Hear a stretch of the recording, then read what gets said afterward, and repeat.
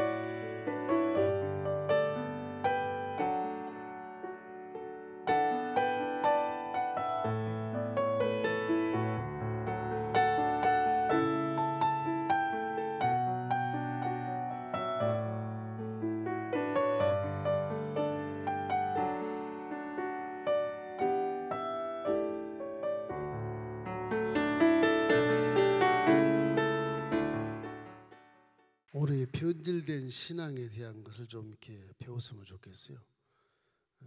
믿음이란 건 이게 잘하는 겁니다. 믿음은 성장하는 거예요.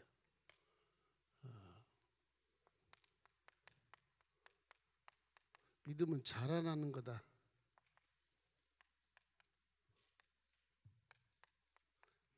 그러니까 우리 믿음이 처음 믿었을 때 그대로 있는 것이 아니고 여러분이 직분을 받으면서 계속 이렇게 믿음은 자라서 열매를 맺는 거예요.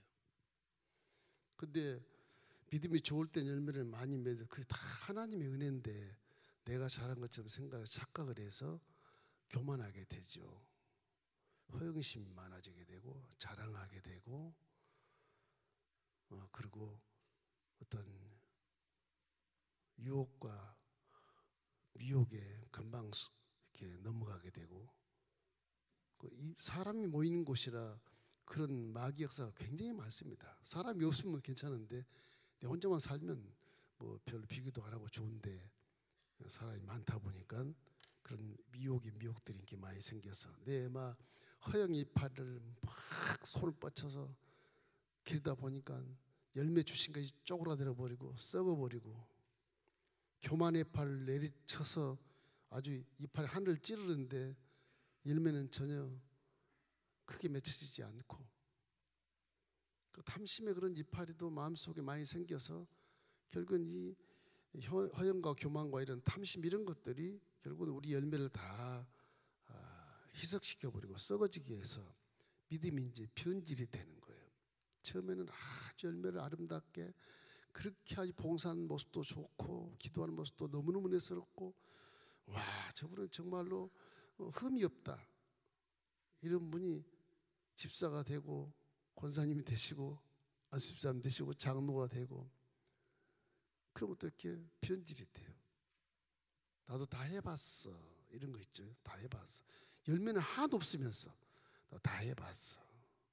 또 어떤 분은 집사 때 아주 전도를 열심히 해서 막 교회 소문난 전도자인데 이제 권사님을 딱 받고 나서는 그 전도한 사람을 다 쫓아내.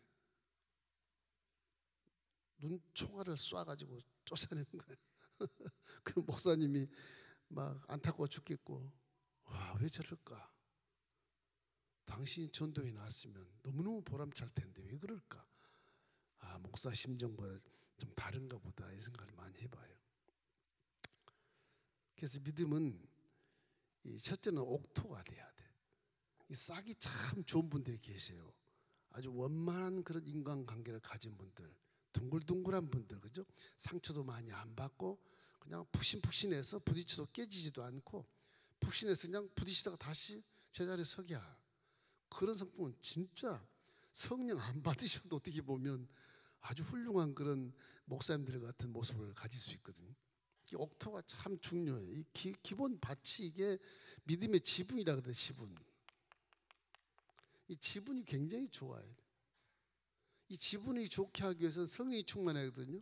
성령이 충만한 것보다 더 좋은 지분은 없어요. 그 다 사랑으로 막 이렇게 돼 있기 때문에 언제가 제가 말씀했죠. 인격이 이렇게 별 같은 사람, 뭐 네모잡이, 육각형 이런 사람, 뭐 네모잡이 이렇게 동그란 사람 없어요. 이건 없어. 전부 이런 모습이에요. 이게 연단을 받으면 끝을 다 잘라버리게 돼요. 이게 다 잘라버리고 원만한 사람이 되거든요. 그러면 이게 마음이 요만큼 좁아져요. 이렇게. 이런 분들 좀 잘라도 상당히 크죠. 이렇게 다 각을 잘라도 둥그렇게 이렇게. 이런 분들 굉장히 좋아요. 네모잡이도 괜찮아요. 이렇게 자르면 둥글둥글해서. 이게 이제 이 성품, 어떻게 보면 인격이라고 할 수 있지만 성품이 이런 종들이 많다고요. 거의 다. 동그란 사람 하나도 없어요. 성령이 충만 받으면 성령 충만 받은 것이 둥그렇게 돼요. 성령 충만 받으면 둥그렇게 돼요. 성령이 충만하면 둥그렇게 돼요. 언제가 제가 얘기했죠. 이렇게 신학생이 들어왔는데 전혀 아니야. 이 사람은 얼굴도 산적 도복 같고 말하는 것도 상스럽고 교만하고 자기만 하나님 믿는 것처럼 그런 사람이 신학교를 들어와요. 떨어뜨리려다가 그 참 간증이 참 기가 막힌 간증을 해요. 하나님을 만나는 체험의 간증을 해서 합격을 시켰거든. 면접 때. 뭐 공부 시험 별로 없었어요. 떨어질 사람인데 합격을 면접관들에서 시켰어요.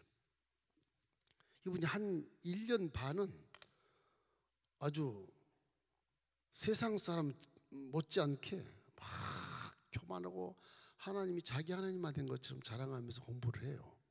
그러다가 대지게 터져요.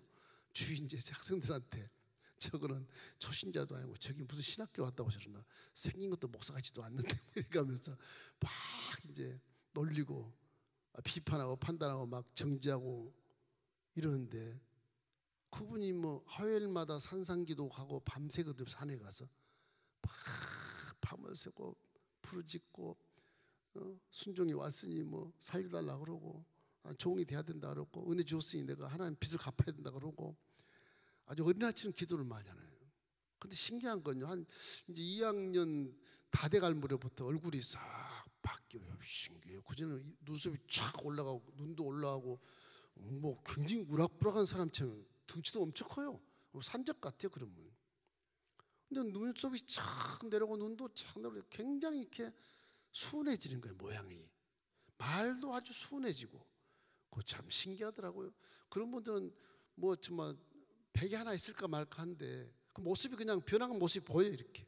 워낙 가시도 친 그런 성품인데 이것이 하나씩 하나의 가시가 떨어지니까 나중에는 막 아우 나는 부족합니다. 아주 바보 같은 그런 모습으로 졸업하게 돼요. 아, 난 아무것도 못합니다. 아, 난 바보입니다. 시키면 하겠습니다. 이런 식으로. 근데 그분이 목회를 잘해요. 아주 지혜로운 사람은 어떤 사람이냐? 아주 이거는 뭐 진짜 백이 하나 있을까? 이렇게 가시가 많은 사람인데 이거를 하나님의 사랑으로 딱 덮어요. 야, 그 이거보다 더 크잖아요. 이분보다 더 크잖아요. 이분보다 더 크고 원래 적었는데 하나님의 사랑으로 이렇게 덮어요. 성령이 충만하고 날마다 금식한 날마다 다 할마다 한 끼씩 금식하고 4년 내내 금식하다 이게 이렇게 돼서 가시는 속에 있어요. 다 이게 무서운 사람이에요. 이게 가시는 속에 있는데 겉으로 봐서는 굉장히 원만한 그런 성품으로 학생들이 다 그 사람 주위에 몰려요. 다 존경을 해. 막 다 좋아하고 대인관계 막 그렇게 의미 없어. 그 나중에 회장시킨 사람들, 학생회장 회장시킨 분도 계세요. 저 어제 춘천에서 목회하는데 너무너무 잘해. 속에 가시가 있는데 그거를 하나님 사랑으로 싹 덮어가지고 부딪혀도 안 부딪히고 부드럽고 그런 거예요. 물론 그분은 아마 그분을 한번 내가 흥가할 때 목사하면서 마음 속에 아주 그냥 화병이 들 만큼 그런 일이 수없이 많을 겁니다. 참더라고. 그 사람 인격이 저런 게 많거든요. 이런 사람의 그 다양한 성품과 인격 때문에 믿음을 줘도 똑같지 않아요. 항상 사람은 마경액이기 때문에 유혹이 따르게 돼 있고 단점이 누구나 다 있거든요. 그러니까 하나님이 사랑하는 사랑하는데도 나중에는 변질되고 배신하게 되고 이런 일이 성경에 막 수두룩하거든. 오늘도 지금 그런 얘기입니다. 이 자식 왕을 시켜놨더니 하나님 잘 땐 잘하다가 선지자가 딱 죽어버리고 이제 자기가 권세를 딱 잡으니까 이제 선지자 말할 사람, 책망할 사람이 없거든. 그냥 왕권을 가지고 휘둘러 버리는 거예요. 하나님보다 더 위에서 막 휘둘러 버리는 거예요. 선지자 아들이 뭐라고 그래도 죽여버려 그냥. 그렇게 선한 왕이 이 사람에게 참 못 믿을 존재라는 건 말할 것도 없지만 이 세상에 살아갈 때 어느 누가 돼도 왕이 되건 노예가 되건 누가 돼도 유혹을 다 받기 때문에 이 믿음을 잘 지켜야 되는 겁니다. 항상 이 마음의 옥토가 지분이 옥토가 돼야 해. 옥토가 여러분 마음에 있는 돌멩이, 교만의 돌멩이 이런 거 다 파서 밖으로 던져버리십시오. 정죄, 비판, 판단 이런 거 다 거기서 나와요. 교만에서 다 나와요. 버려야 돼. 이 마음속이 부들부들하게 땅을 막 성령이 전기로 파헤쳐서 옥토가 부들부들한 그런 옥토가 돼야 돼. 옥토. 이 지분이 이제 옥토가 돼야 돼. 그래야 믿음이 잘 자라요. 믿음 잘하는 거예요. 가만히 있잖아요. 이건 지금 썩은 이제 수박 같은 표현을 내가 해놓은 건데, 25년. 그 다음에 기후가 필요해요. 기후가 있죠. 기후는 언제나 성령의 기후가 돼요. 성령의 기후가 돼야 돼. 그래야 따뜻해지고 차갑질 않아요. 싹이 나다가 확 냉랭하고 그런 분 계시죠. 얼굴이 냉랭하고 우리 교회는 그런 분 없지만 쌀쌀 맞고 냉랭하고 그 분위기가 쫙 겨울바람에 부는 것 같아. 거기는 웃음이 없어. 사랑도 없어. 죽어버려. 이 기후를 항상 우리가 이 마경에 있기 때문에 창기류에 있습니다. 우리는 항상 창기류에 있어요. 항상 냉소적이고 무정하고 원통하고 사랑이 없고 감사도 없고 칭찬도 없고 인사도 없고 뭐 이 세상이거든요. 성령이 충만함 이거를 우리가 먼저 해야 돼. 땡큐 문화로 인사도 먼저 하고 마음도 먼저 걸고 말도 먼저 걸고 칭찬도 먼저 하고 미소도 먼저 띄우고 그러기에 성령이 충만해. 이 옥토와 성령 하나만 되면 말씀의 씨는 급성장합니다. 급성장해. 봄, 여름, 가을이 필요 없어. 그냥 한 봄이 와서 그냥 우주쯤 일어나서 열매 그냥 맺혀버리는 거예요. 맺혀버리는 거예요. 그 정도로 이 4차원 세계 믿음의 능력은 순식간이에요. 순식간. 뭐 때가 가고 시절이 가 열매를 맺는다 그런 것도 기다림이 있지만 4차원 능력은 그런 게 아니고 즉시 하나님이 채소야 일어나라. 채소 쑥 일어나 그냥. 열매는 나무야 일어나 자라나라. 쭉 잘 열매가 쫙 맺어버리는 거예요. 봄, 여름, 가을, 겨울 안 지나요. 안 지나. 그 하나님 창조는 그런 거예요. 능력도 그렇게 나오는 거예요. 그 이게 씨가 이제 말씀의 씨. 이것이 말씀이거든. 말씀. 지식을 심지 마세요. 항상 말씀을 심으세요. 하나님 말씀. 창조주의 말씀을 심어야 돼. 여기에 지식을 심으면 안 돼요. 여기 지식은 잡초야. 미안합니다만은 잡초 같아. 이건 곡식이 아니니까. 그 말씀은 곡식이거든. 그 다음에 이제 관리가 필요해. 관리. 농부가 관리하지 않습니까? 관리. 여기는 뭐 수박을 뭐 밑에 받침을 놓는다든지, 그 다음에 무슨 그 싹을 줄기를 자른다든지, 줄기 자르기 이런 거 한다든지, 이런 관리를 이제 잘 하는 거죠. 그러면 이제 기도하면 돼요. 기도. 마지막 기도입니다. 이러면 이제 우리 믿음은 잘 자라서 열매를 맺게 돼요. 저 관리를 잘못하면 열매가 아니라 썩어버린다니까. 잘 맺은 것 어느 갑자기 그냥 썩어버려. 절망이 오고 엄청난 시련에 앞에서 무릎을 꿇게 되고 넘어지게 되고 그렇단 말이에요. 자, 오늘 말씀드리고 싶은 것은 뭐냐 그러면, 이 여호사밧의 아들들 쭉 나오다가 아달랴, 여호사밧의 아들 여호람의 부인은 아달랴로 북에 있는 아합의 딸하고 막 결혼을 시켜놨더니 이 아합의 딸이 이스라엘을 망치는 거예요. 남유다를 망치는 거예요. 남유다. 아합은 이스라엘, 북이스라엘입니다. 북쪽 이스라엘이 남유다를 망치는 거예요. 여자 하나 때문에. 바신이 다 돌아가지고 산당을 다 점령하고 있으니까 거기에다가 다윗의 후손, 여호사밧의 후손 왕자들 다 죽여버려요. 다 죽여버려. 지나시죠, 그렇죠? 다 죽였죠. 남는 게 아달랴의 딸, 황후의 딸 여호사밧이, 그게 딸, 그것이 마지막 남은 어린아이 1살짜리 요아스를 품에 안고 도망가.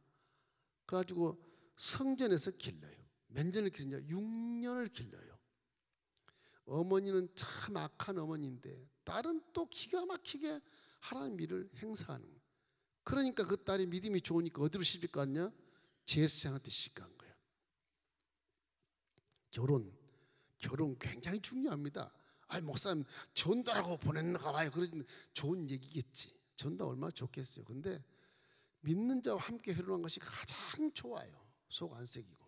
그 만약 그 틀어지면 하나님이 딱 그 간섭을 딱 해요. 간섭을 한다고.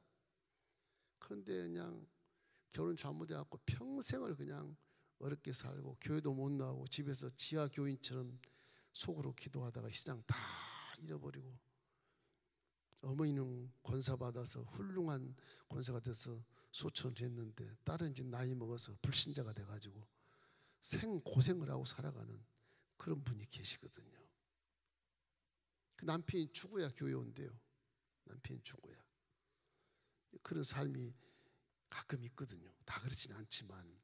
그래서 결혼이라는 게 중요한 거예요. 이게 어떤 악한 영향을 가지고 들어오기 때문에 그 가정에 악한 영향이 쫙 들어와서 신앙을 방해하고 유혹에서 무너뜨려버리고, 하나님 어디 계시냐? 그 어리석은 가정으로 만들어버리거든요.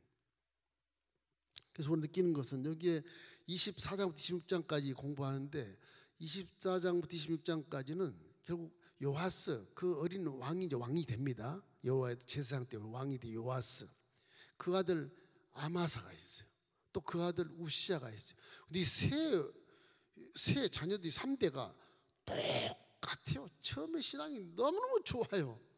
똑같이 다 망해요. 나중에 보면 우리에게 계시하는 말씀이. 그래서 이 변질된 신앙을 가지게 된다. 잘못하면 조심하라는 거예요. 만물이 가까움을 볼수록 더욱 그리하라. 근신하고 깨어서 기도해야 된다. 이 베드로전서의 말씀이 대단히 우리에게 사무치는 말씀. 이 말씀 속에서 여기 첫째는 이제 여호야다 제사장은 아주 기가 막힌 분입니다. 이분은 아주 존경받을 만한 제사장이에요. 여호야다, 이게 제사장이에요. 대제사장이에요. 이 사람이 제사장. 이 사람은 뭘 했느냐 그러면 신정정치를 해요. 신정정치를 해요. 원래 사람이 지구촌에 살면 다 이렇게 신정정치를 해야 나라가 평안하고 하나님이 복을 주시는 겁니다. 여호야다가 이스라엘에 있었기 때문에 이스라엘이 지금 살아 움직이는 거예요. 하나님이 다윗의 언약을 이루기 위해서 여호야다를 딱 제사장을 세워서 이제 왕권을 이렇게 그 왕조를 쭉 이끌어 나가는 거예요. 이 여호야다 제사장이 아달랴가 왕이었을 때 남쪽 유다 왕이 여자가 왕이 된 건 하나예요. 그 아달랴. 그것도 적군파 북쪽에 있는 딸, 그 하나거든요. 그 딸이 우상 숭배해서 다윗 후손을 다 때려 잡는 거란 말이에요. 요아스를 살려놓은 것을 하나님이 살려놓은 거예요. 그 아달랴 딸이 살린 거예요.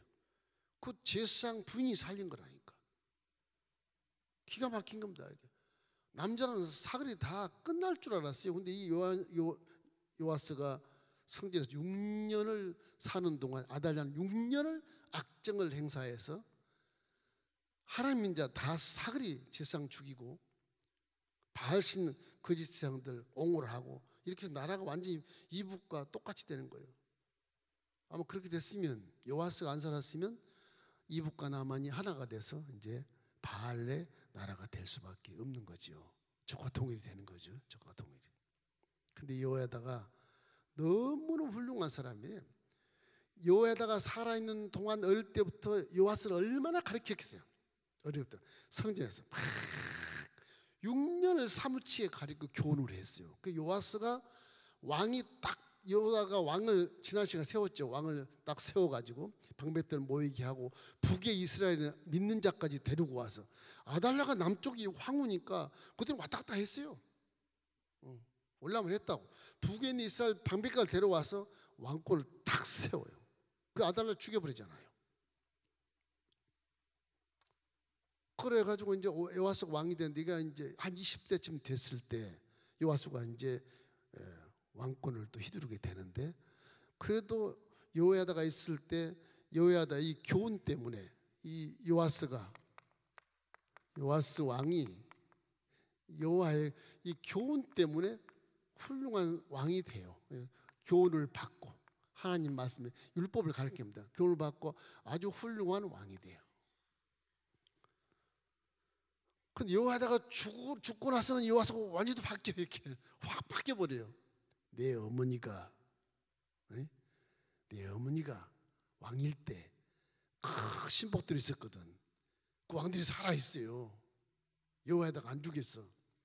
신복들이 유혹을 하는 거예요.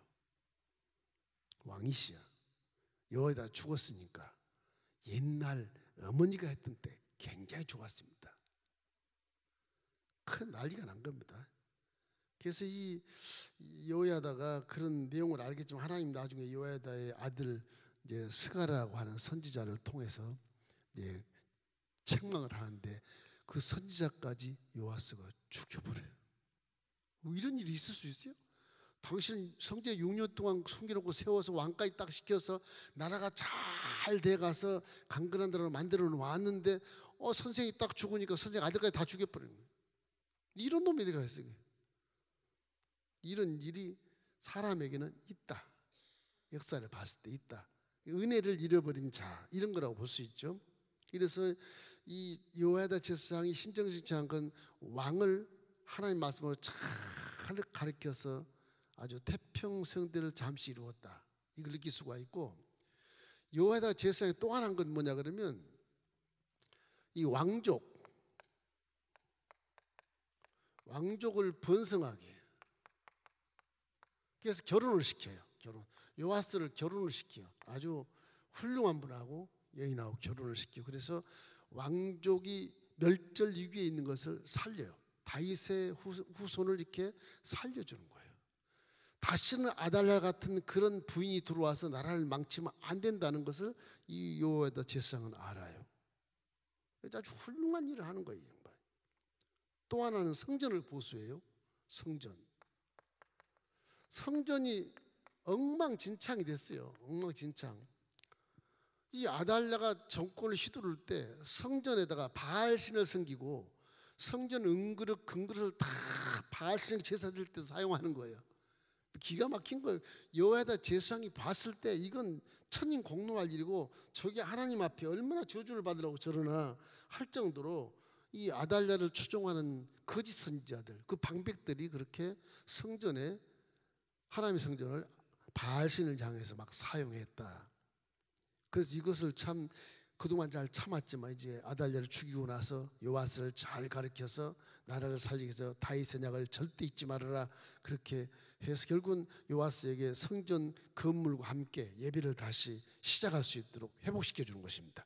역대하 24장 4절 말씀에 이렇게 보면 이런 말씀입니다. 그 후에 요아스가 야훼 전을 보수할 뜻을 두고 이렇게 해서 레위 사람들에게 배운 대로 레위 사람들에게 공사가 지연되면 막 야단쳐가면서 질쳐가면서 성전 수리를 위한 헌금을 모두 참여하라 그랬더니 그 레위 사람들과 방백들이 헌금을 굉장히 많이 해요. 여호와다가 살아있을 때입니다. 살아있을 때.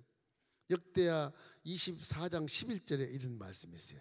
레위 사람들이 언제든지 궤를 메고 왕의 관리에게 가지고 가서 돈이 많은 것을 보이면 왕의 서기관과 제사장에게 속한 관원이 와서 그 궤를 쏟고 다시 그곳에 가져다 두었더라. 때때로 이렇게 하여 돈을 많이 거두매. 하여튼 이 레위 사람들은 하나님이 기뻐하는 족속들이기 때문에 헌금을 뭐 잘하죠. 그분들은 잘하죠. 북에서 내려온 그런 분들 또 방백들 이런 분들이 헌금을 많이 해서 아주 엄청난 돈이 초수에 모아졌어요. 그래가지고서 결국 이 보수를 다 완공하는 것입니다. 그래서 남은 돈 그것을 이제 여호와 제사장 앞으로 가지고 와서 그것으로 이제 여호와 성전에 쓸 그릇을 만들고 그리고 제사 드리는 그릇을 만들고 이래서 하나님의 성전에 항상 번제를 드렸더라 그렇게 나와요. 이 여호야다 제사장 이스라엘 살리는데 아주 한몫을 하는 겁니다. 물론 청렴 수렴하는 것처럼 어린 왕 앞에서 뒤에서 이렇게 지시하고 가리켜서 왕이 그렇게 행함으로 이스라엘이 살아남는 거죠. 그래서 여호야다는 왕이 아닌데도 불구하고 성경에 보면 유일하게 제사장이 열왕의 묘실에 장사가 돼요. 이 사람 참 대단한 사람 유일해요. 딱 하나예요. 열왕의 묘실에 장사된 제사장이 이 사람 하나뿐이에요. 역대하 24장 15절 우리 함께 읽겠습니다. 여호야다가 나이 많고 늙어서 죽으니 죽을 때 130세라. 어마어마하게 장수의 분이에요. 그 당시에 가장 많이 살았어요. 하나님이 남유다를 보면서 그만큼 장수하게 해야 남유다가 멸망하지 않고 그래도 왕조를 쭉 이어갈 수 있으니까 하나님 그 길을 뚫어주신 거죠. 그러니까 우리는 언제든지 여호야다 제사장처럼 이렇게 하나님 말씀을 기준을 딱 삼고 내 마음속에 성전도 보수하고 그죠? 내 마음속에 여러 가지 신앙의 이 아기 신앙의 후손들을 잘 이렇게 자해서 전도를 열심히 해서 아이들을 많은 족속을 번성하게 해야 되는 것이고 그럼 하나님 말씀에 교훈을 받아도 그대로 말씀에 순종해야 되는 겁니다. 이 세 가지를 여호야다께 요아스에게 가르침으로 요아스 왕이 여호야다 제사장 있는 동안에는 아주 착하고 선한 왕이었어요. 자, 이제 두 번째는 요아스 왕의 왕정 정치를 볼 수 있어요. 왕정 정치. 여호야다 이제 제사장이 죽어요. 죽습니다. 죽고 이제 요아스의 왕정 정치. 저기는 신정 정치지만 여기는 왕정 정치예요. 네, 왕정 정치. 여기 신정 정치고. 요아스가 이제 여호야다 제사장이 죽으니까 자기가 이제 최고의 권력을 잡아요. 이제 뭐 하나님도 없어. 왕정 정치라 왕의 권세가 딱 이루어지는 거예요. 사람이 이렇게 변할 수 있는지 모르겠어요. 이 요아스 왕이 40년을 통치하는데요. 내가 느끼는 것은 이래요. 사람은 반드시 좀 쓴 말, 책망하는 선생이 있으면 참 좋겠다 이 생각이 드는 거예요. 누가 나에게 아주 채찍질을 하고 조금만 잘못하면 책망을 하고 이런 분이 계시면 참 좋겠구나.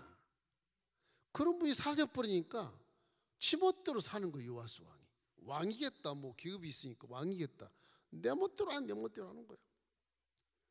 이래서 아달랴 생존 때 자기 엄마 생존 때 바알을 숭배하던 자들의 유혹을 합니다.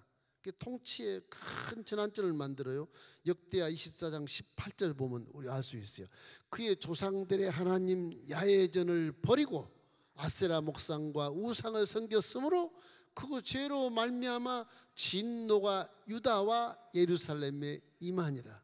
저 왕이 하나가 잘못되니까 자기만 진노받으면 될 텐데 유다와 예루살렘은 다 진노를 받게 만들어. 이런 일을 벌이게 되는 겁니다. 이래서 이제 선지자가 이제 경계를 하는 것입니다. 하나님께서 무슨 일이 있을 때 믿는 자를 통해서 이렇게 이제 그 일을 해결하시지 않습니까? 우리도 예전에 보면 이렇게 일본 태풍이 막 한 두 개 올라오면 와, 우리 제주도 뭐 큰일 난다. 서울 안 오게 해야지. 전부 태풍 일본 가게 하소서. 중국 쪽은 잘 안 가요. 이게 동풍이라 잘 안 가요. 지구가 이렇게 반대로 도니까 그런 거입니다. 시계 반대로 도는 지구가. 동풍이 확 도는 것이거든. 그 공기가 그러는 거예요. 일본 쪽으로 자꾸 가는 거예요. 중국의 먼지가 우리 쪽으로 오고 그러잖아요. 태풍이 저쪽으로 가게 하소서. 반드시 올라오면 반드시 그쪽 가게 돼 있어요. 바람이 안 불면 몰라도. 근데 바람은 불어요. 왜냐하면 지구가 얼마나 빨리 도는지 아십니까? 1시간에 1000km로 돌아요.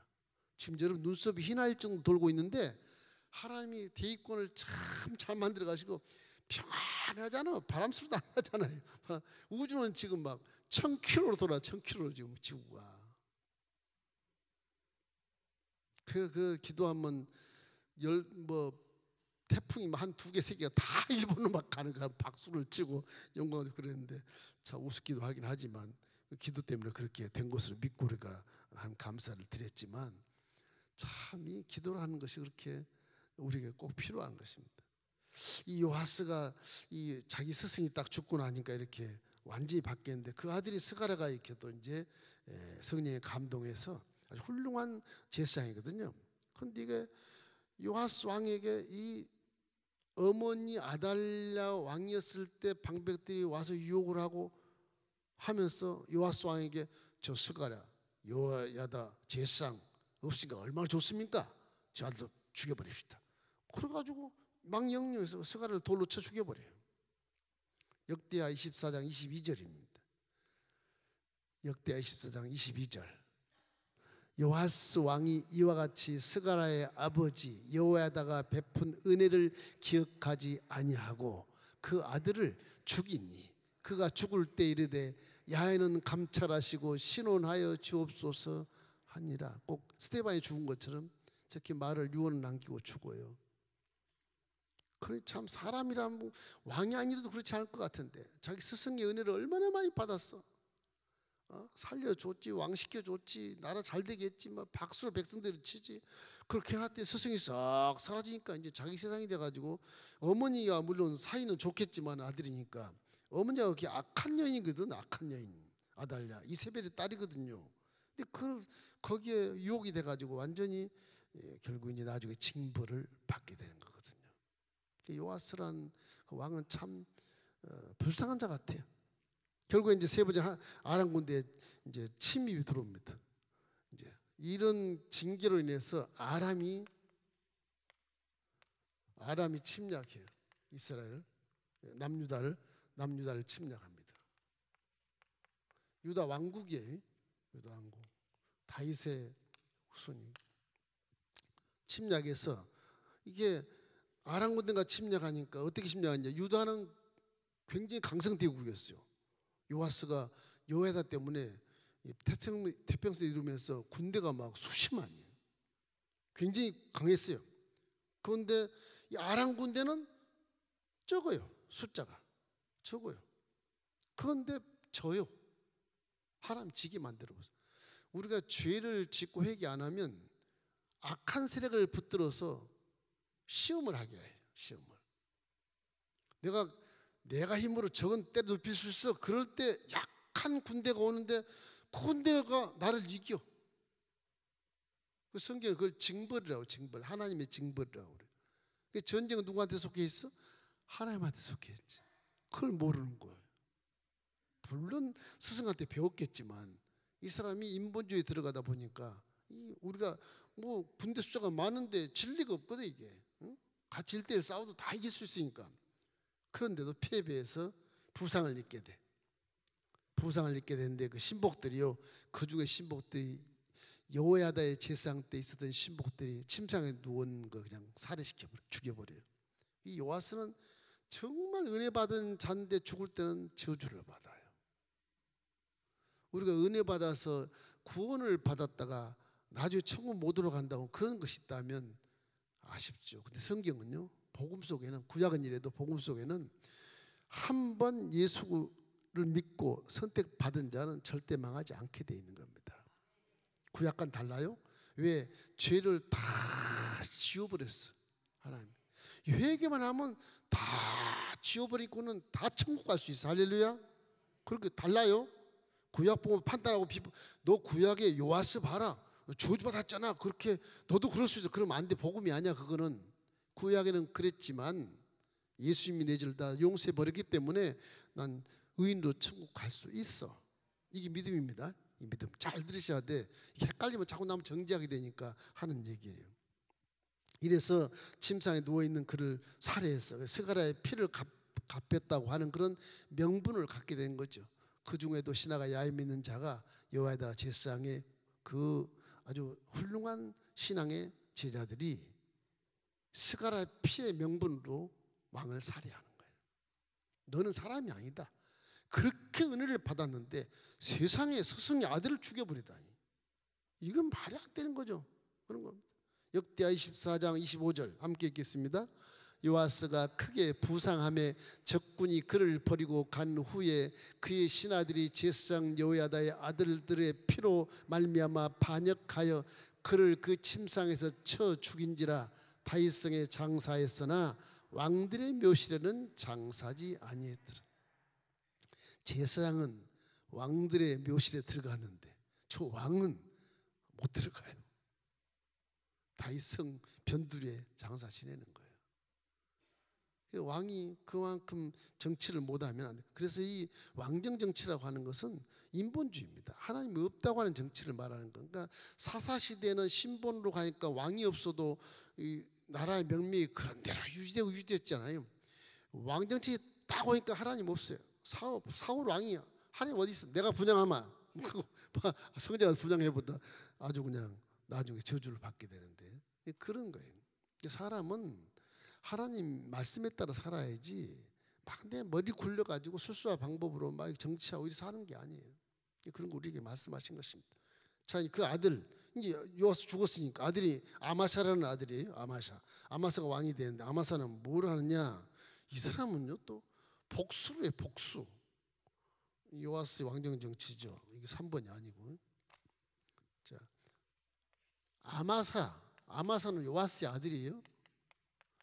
아마사 왕은 뭘 했냐? 복수 정치를 해요. 복수. 네. 자기 아버지가 죽었잖아요. 죽어서 왕이 돼가지고서 이놈들, 우리 아버지 죽인 너 누구야? 그 아들들이, 그 사람들이 누군데? 야훼를 잘 믿는 사람들인데 그 아버지를 죽인 거지. 그들을 불러 다 죽여버려요. 왕 되고 다 죽여버려요.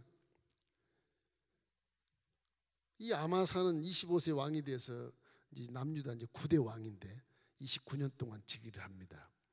온전하지 못했다는 평가를 받는데 나라가 너무 강하고 이제 경고해져요.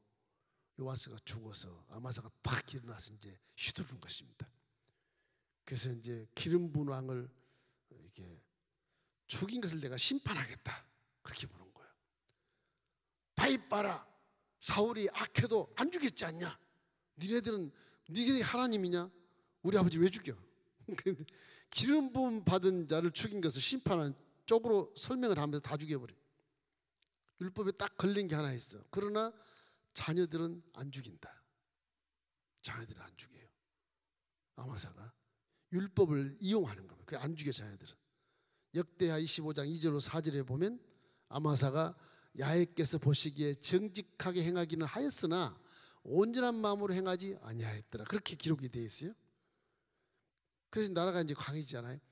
나라가 강해진데 아마사가 또 생각하는 거예요. 우리 원수들 내가 다 쳐 죽여야겠다. 에돔을 치르고, 에돔. 이 사람이 이제 에돔을 정복을 해. 에돔 나라는 자기 할아버지 때 에돔이 독립을 해요. 스스로. 근데 이스라엘 남유다 속국이 아니야. 우리 독립. 그랬더니 그 블레셋 옆에 림나라는 조그만 마을도 그 독립, 그래가 두 개가 독립을, 지난 시간에 배웠죠. 독립을 해버려. 그 나쁜 놈들. 그래가지고 이제 나라가 강성하니까 아마샤가 그냥 할아버지 원수를 갚겠다고 또 에돔을 다 점령해요. 에돔이 이 갈릴리 있고 사해가 이렇게 있으면 요 사해가 여기가 돼요. 에돔. 이제 홍해가 이렇게 있습니다만 사해 에돔. 예루살렘 여기니까 남유다 예루살렘 여기잖아요. 북쪽은 저기고 남유다 이게 남유다거든. 여기 속국이 돼 있었어요. 속국이. 에돔이 림나하고 함께 독립을 해버려요. 이 니네들이 종속국인데 왜 독립했냐? 조공받쳐라. 그래서 아마사가 또 거기에 진격을 해서 군대를 조직해 전쟁을 하는 겁니다. 여호람 때 이 독립을 했던 그 지역을 이제 복속시키기 위해서 30만의 병력으로 좀 부족했던지 그 북이스라엘과 좀 잘 이렇게 통하니까 북이스라엘에다 은 100달란트를 줘요. 무지무지한 돈을 줘가지고 10만 명을 용역을 받아와 군대를. 참 희한한 나라야. 아달랴의 그런 근거가 아직 있고 북이스라엘과 남유다가 약간 소통하는 그런 관계가 있기 때문에 혼인동맹으로. 그래서 죄를 많이 저지르는 거예요. 혼인동맹이 좋은 것 같지만 평화가 아니야 그게. 서로가 뭐 도와주고 또 서로가 물고 찢고 그렇게 하는 거예요. 이 국제 정세가 나라의 이익을 사는 거잖아요. 원수가 됐다고도 친구가 되고 그게 국제 정세. 그게 국제 정세예요. 북이스라엘한테 은 100달란트를 주고 10만 명을 데리고 40만으로 이제 에돔을 치겠다. 딱 돈을 줬어요. 군대가 왔어요. 남쪽 유다로 10만 명이. 그런데 거기서 또 선지자가 나타나요. 하나님 선지자를 보내서 아마사 네가 북이스라엘 힘을 의지하고자 하는 것은 안 된다. 하나님 의지해라. 이건 선지자가 누군지 안 나와 있어. 하나님을 의지할 것을 요청하고 있는 거예요. 그런데 이 아마사가 신기하게도 하나님 선지자의 말을 들어요. 내 아버지를 보니까 여호야다가 신정신 잘 때 우리 아버지가 굉장히 잘 됐었다. 하나님 그걸 깨달은 거예요. 그래? 창피한데. 보내자. 북이스라엘 10만 명 온 군대를 미안한데 다 올라가십시오.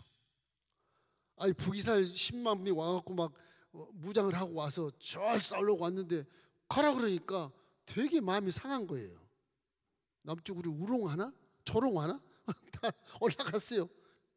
올라가가지고 창피하지만 뭐 100달란트 다 뺏긴 거지. 공짜로 사라진 거죠. 그래서 사정에 돌려보내고 이제 하는 그 모습이 제가 가만히 성경 읽어보니까 야, 사람은 창피한 것 없고 왕에 아주 그냥 조롱받아도 어떤 어려움을 감수하더라도 하나님의 말씀을 따라야 되겠구나 하는 그런 것이 느껴졌어요. 그래서 승리합니다. 그래갖고 에돔을 뺏어요. 30만으로. 그래가지고 이 아마사가 하는 순종을 통해서 승리를 하게 돼. 그래서 아마사 군사들이 대승을 이룹니다. 소금 계곡에서 세일산 군대, 세일산 이쪽에 있거든요. 세일산이 에돔을 얘기하는 겁니다. 세일산 이쪽에 있어요. 세일산에서 흘러내리는 강이 쫙 사이로 흐르는데 여름에는 말라요. 이 세일산 거민들이 에돔 사람이에요. 이게 다 에돔 사람들이에요. 10,000명을 죽여요. 10,000명을 죽여. 그리고 또 10,000명을 생포했다가 절벽에서 떨어뜨려 죽였다고 성경에 말하고 있거든요. 그러니까 아마사가 하나님 말씀을 선지자 말을 들었더니 대승했구나. 이것은 이제 믿음을 아마사도 깨닫게 되는 거죠. 원인의 그 선조들의 원수를 갚겠다는 마음은 좀 안 좋은 마음이지만 그래도 인간적으로 하다가 선지자가 그렇게 하지 마시오. 그러니까 이 은 100달란트 어마어마한 그 군사 방이 그 예산인데 그거를 다 그냥 뺏겨버리고 그냥 가십시오. 사정 갖고 올려 보냈단 말이에요. 인본주의로 하는 것은 언제든지 뒤에 또 이렇게 마귀 역사를 하는 겁니다. 돈이 왔다 가는 거 다 막역사예요. 아마사에게 시험이 아니에요. 시험. 이게 사정에서 보냈더니 이스라엘 군대가 남쪽을 쳐들어와요. 너 우리 조롱했지. 가만 안 둬. 화해하는 그런 위치였으나 유다 성읍을 다 침략을 해. 이 사람들 북이스라엘 10만 대군이 내려가 다 침략하는 겁니다. 그다음에 약탈하고 3천 명을 죽여요. 3천 명을 죽여. 이제 남북이 이제 완전히 철조망 치기 생겼어. 3천 명을 죽여. 역대 25장에 보면 이스라엘 왕이 올라와서 아마사와 베세메스 만나요. 이스라엘 왕이 만나는데 그때 아마사를 사로잡아 가지고 예루살렘 성벽 400규빗, 400규빗 얼마나 한 규빗이 한 50cm 치더라도 4, 50, 한 2km 정도, 200m 정도, 200m 정도를 성벽을 헐어버려요. 예루살렘까지 쳐들어와 가지고서. 그때 아마 북이스라엘 치고 내렸으면 예루살렘 다 점령했으면 그 북이스라엘 적화통일이 되는 거예요. 그 백성들을 불모로 잡아서 사마리아로 가게 된 것입니다. 그러니까 이 아마사가 하는 그 생각 자체가 인간적인 방법으로 이 병정 가지고 부족하겠다. 에돔을 치기는 거리도 멀고 떼약패드 가면 다 쓰러질 것이고 더 병사가 있어야 돼. 그래서 은 100달란트를 북쪽에 주고 협조 요청해서 연합군을 만들려고 했는데 하나님의 말씀을 듣고 다시 보냈던 것이 화근이 돼서 또 이렇게 유다 마을이 약탈당하고 3천 명이 죽는 그런 만행의 결과가 나타나게 되는 겁니다. 예수는 항상 잊지 말 것은 이 역사를 통해서 이제 반면 교사라고 그러죠. 그 역사를 통해서 내 거로 만들어서 잘 하나님을 섬겨야 된다. 그런 의도가 있는 말이에요. 역사를 알아야 돼. 그래서 요즘에 정치한분들은 역사를 몰라요. 역사를 모르니까 공산주의가 뭔지 모르고 척 평화적으로 하는 거예요. 공산주의는 무섭습니다. 저거 무서워. 이제 드러났잖아요. 딱 정치가 딱 드러났죠. 여차하면 핵무기 쏠 거야. 뭐하러 조인을 뭐하러 해. 공산주의가 뭔지를 몰라서 그래. 마귀의 역사는요, 우리가 생각하는 인도적인 차원이 없어요. 그냥 죽여요. 그렇게 돼요. 마귀는 그렇게 하는 거예요. 죽이고 도둑질하고 멸망시키는 것 뿐이라니까. 죽이고 도둑질하고 멸망시키는 것 뿐이라고 세 가지밖에 없어요. 거기 복이 없어요. 거기는 그분들이 사상이 하나님을 믿게 되면 몰라도 하나님 안 믿는 이상은 절대 무슨 조약이나 뭐 종전선이 필요 없어요. 그건요. 오늘라도 김정은이 가서 서울에다 내가 핵무기 내일 아침에 떠들게야. 마음대로 해. 손들어. 어떡하겠어. 들어야지. 미국이 도와줘? 올라오면 다 망한 다음에 와. 북한도 망하겠지. 이 주의, 이 사상이라고 하는 것은요, 이단을 우리가 함께 대적하는 것처럼 변하지 않습니다. 이게 우리 민주주의, 우리도 변하지 않지만 그래도 민주주의, 자유민주주의는 그래도 인도적인 차원이 있고 사람다운 면모가 있어서 사랑하는 그런 통로가 열려 있거든요. 이 공산주의 이런 것들은 사랑의 통로가 없어요. 아예 없어요. 거기는 없습니다. 그냥 복종하는 거예요. 복종. 그래도 잘 살겠다고 하는 정치인들이 있는데 이북으로 갔으면 좋겠어. 나는 뭐로 이렇게 사는지 몰라요. 부끄럽게 불편하게 왜 이렇게 사는지 모르겠어요. 그런 생각을 해보는 것입니다. 이래서 이 선왕들의 역사가 하나님을 경외하고 섬길 때는 은혜가 있었고 태평성들이 이루었다. 하나님 떠날 때는 예 없이 은혜가 문은 닫히고 백성들이 다 어렵게 살았다. 이 역사를 증명하는 거거든요. 증명하는 거거든. 그런 거예요. 우리나라도 일본의 36년의 그런 역사를 모르면 안 돼요. 알아야 돼요. 그것을. 일본 이거 무섭구나. 알아야 돼요. 섬나라가 얼마나 무서운지 압니까? 외교 정책 잘해야 돼요. 잘해야 돼요. 이래서 나라가 휘청거리는 겁니다. 우리에게도 같은 요청이 날마다 주어지고 있어요. 무슨 요청이냐? 너는 뭐야? 너는 예수님은 누구든지 나를 따라오거든 너를 부인해라. 그리고 제 십자가를 지고 가라 그러잖아요. 항상 오늘 하나님 앞에서 말씀에 절대 순종하고 그것을 믿고 따라야만 살 수 있다고 하는 생각을 잊으면 안 돼요. 항상 우리는 신앙의 역사진 역사를 배우자. 이 역사입니다. 역사. 그래서 교훈을 배우는 거예요. 이 역사를 알아야 내가 바르게 신앙을 가질 수 있기 때문에 역사를 다 조목조목 기록해 놓은 겁니다. 이게 이중으로 기록을 하시고 이중으로. 그 역사 역대 상하는 다 부록으로 이렇게 기록하는 걸 넣어놓은 것인데 워낙 이것이 교훈의 막중한 그런 영향을 끼치기 때문에 이걸 성경에 넣어놓는 거예요. 66권에서 2권 빼도 괜찮은데 넣어놓는 것입니다. 이게 열왕기상에 다 있거든요. 자, 마지막에 보면 우시야 왕은 이제 이 마지막 손자 요아스의 손자 우시야 왕이 나와요. 우시야 왕은 뭐라냐 권력 정치를 해요. 권세. 이건 지배력을 갖는 지배. 무기로 그냥 힘으로 다 휘어잡는 거예요.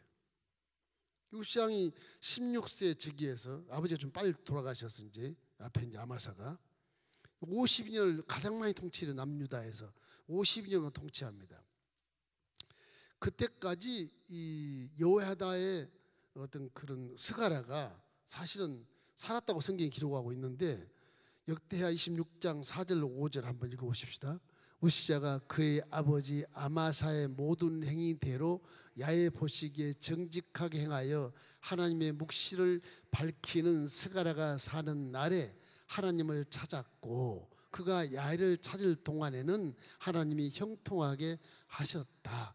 이 우시야는 아버지 아마사가 원수를 갚는 보복정치를 했지만은 그래도 선지자가 얘기하고 딱 듣고 30만으로 에돔을 다 점령했거든. 오, 우리 아버지가 믿음이 참 좋다. 배웠단 말이야. 배웠어. 그래서 아버지 사는 동안 이 우시야가 많은 걸 배웠어. 그래서 우시야는 많은 걸 깨달아요. 그런데 또 마찬가지가 돼요. 참 신기하죠. 깨닫는데 마찬가지 되는 것이거든. 은혜를 잃어버려요. 사람은 은혜를 잃어버리면 교만이 생기잖아요. 교만은 패망의 선봉이 되는 거예요. 거만한 것은 넘어집이 앞집어야 되는 거예요. 잠언서 16장 18절에 나와. 교만은 패망의 선봉이요 거만하면 넘어집이 앞잡이라고 했잖아요. 이 우시야가 안 그럴 사람 같은데 또 교만해져요. 야, 이거 참 사람이란 게 이렇게 변질될 수가 없어요. 하나님 앞에서 가장 낮아질 때 하나님은 가장 높이 세워주시는 건데 그걸 알면서도 지금 이렇게 안 되는 거예요. 역대하 26장 16절에 이렇게 나와 있어요. 그가 강성하여 짐에 그의 마음이 교만하여 악을 행하여 그의 하나님 야훼께 범죄하되 곧 야훼의 성전에 들어가서 향단에 분향하려 한지라. 이 왕이 교만하고 권세가 있으면 유혹받기 딱 좋아요. 제사장 저리 가. 넌 내 백성 아니야. 내가 분양할 거야. 이때잖아요. 사실 아니 제사장 백성이지 내 위에 있질 않아 제사장이. 그죠? 이 선지자니까. 목사가 대통령 위해서 이렇게 하시오 그러지 않잖아요. 딱 그런 거거든 인본주의가. 분양하러 가요. 기가 찬 겁니다. 이게 얼마나 이렇게 교만하면 그랬을까 싶어요. 분양하러 가서 결국 이 역대기에 보면요. 11개 없는 말이 하나 있어요. 제사장에 대해서 용맹한 제사장을 그렇게 나와요. 용맹. 이 제사장이 싸움을 잘하는 용사로 나와요. 그분이 무슨 무기도 훈련 안 받았고 총도 안 쏴본 사람인데 아주 큰 용사로 나와요. 11개 이런 말이 없어요. 역대기 이런 말이 딱 나와요. 거기 보면 역대하 26장 17절로 21절까지 한번 읽어보십시다. 제사장 아사라가 야훼의 용맹한 제사장 80명을 데리고 그의 뒤를 따라 들어가서 우시야 왕 곁에 서서 그에게 이르되 우시야여 야훼께 분향하는 일은 왕이 할 바가 아니요 오직 분향하기 위하여 구별함을 받은 아론의 자손 제사장들이 할 바니 성소에서 나가소서. 왕이 범죄하였으니 하나님 야훼께서 영광을 얻지 못하리이다. 우시야가 손으로 향로를 잡고 분향하려 하다가 화를 내니 그가 제사장에게 화를 낼 때 야훼 전안 향단 곁 제사장들 앞에서 그의 이마에 나병이 생긴지라. 제사장 아사라와 모든 제사장이 왕의 이마에 나병이 생겼음을 보고 성전에서 급히 쫓아내고 야훼께서 치심으로 왕도 속히 나가니라. 우시야 왕이 죽는 날까지 나병 환자가 되었고 나병 환자가 되매 야훼 전에서 끊어져 별궁에 살았으므로 그의 아들 요담이 왕궁을 관리하며 백성을 다스렸더라. 참 이 바보 같은 사람이 바보 같은 사람. 아니 아버지 아마샤가 했던 그 믿음을 가지고 정직히 행하고 스스로 하나님을 찾아 형통한 걸 벌써 느꼈어, 체험도 했는데 오늘 갑자기 하나님을 버리는 겁니다. 쥐가 제사장이 되겠다고. 이 말씀을 못 배웠는지 모르겠어요. 분양은 제사장만 하는 것이라 못 배웠는지 실수인지 모르겠으나 그러나 이 사람이 화를 내고 이렇게 했으니 여기에 용맹한 제사장 발심, 이게 훌륭한 거예요. 영적인 말을 하는 겁니다. 당신이 분양을 해도 하나님은 더 높은 권위와 능력으로 당신을 칠 수 있으니까 하지 마라. 저 제사장들이 총도 안 들고 칼도 안 들고 창도 없지만 당신보다 훨씬 용맹한 자다. 그런 의미를 만든 기도의 위력을 얘기하는 겁니다. 하나님의 위력을 가진 자로 얘기하는 거예요. 나는 칼이 없고 창이 없지만 너 칼 있고 창이 있어 난 널 이길 수 있어. 그것이 믿음이거든. 믿음. 그래서 전쟁은 야훼께 속했다. 앞뒤가 착착 들어맞는 겁니다. 이 제사장들에 대한 그런 개념을 우리가 가끔 이렇게 무시할 수 있는데 이 제사장들이 어마어마한 능력을 손에 쥐고 있다는 것을 항상 아셔야 되는 것입니다. 여기에 이제 우시야 왕이 열왕기서에서는 아샤라로 나와요. 아샤라. 우시야 이름이 아샤라. 이 아샤라가 이제 제사장이다 보니까 이게 동명이인이 되다 보니까 헷갈릴까 봐서 아마 역대에서는 우시야로 이렇게 말을 하고 열왕기는 아샤라로 이렇게 나와 왕 이름이. 헷갈릴 수 있을 것입니다. 그러나 전혀 그럴 필요 없고 우시야로 딱 생각하시면 돼요. 이사야 8장에 6장에도 우시야 왕으로 불러요. 이사야 8장. 이 다음 시대 가면 히스기야 왕 시대에도 그 우시야 왕을 이렇게 우시야로 불러요. 아샤를 안 부르고. 그래서 우시야 왕으로 여러분이 이해를 하면 좋습니다. 자, 우리가 위에서 계시한 이 3대 왕들, 할아버지, 아버지, 손자, 요 셋 다 비슷해요. 비슷해. 뭐 어떻게 이렇게 몰락의 모습이 비슷한가 몰라. 그러니까 사람은 항상 책 많은 스승이 있으면 좀 길게 되고 스승이 사라지면 자기 생각으로 살기 때문에 이런 왕정 정치나 복수 정치나 이런 권력 정치로 나간단 말이에요. 야훼를 믿어도. 그런데 여호야다 제사장 그렇지 않잖아요. 신정 정치로 딱 왕을 치리하잖아요. 왕을 가리켜서 왕이 치리가 잘 될 수 있도록 가리켰잖아요. 그때가 가장 태평성되고 하나님이 기뻐한 그런 나라가 됐었거든요. 우리 인생도 하나님을 경외하는 신정정치로 가야 후회가 없지. 내 배운 거로 내 뭐 교만으로 내 힘으로 살려고 하면 나중에 결국은 파탄이 일어나고 실패하는 인생을 산다니까요. 전도서 12장 13절을 읽고 마치겠습니다. 이 일의 결국을 다 들었으니 하나님을 경외하고 그의 명령들을 지킬지어다. 이것이 모든 사람의 본분이니라.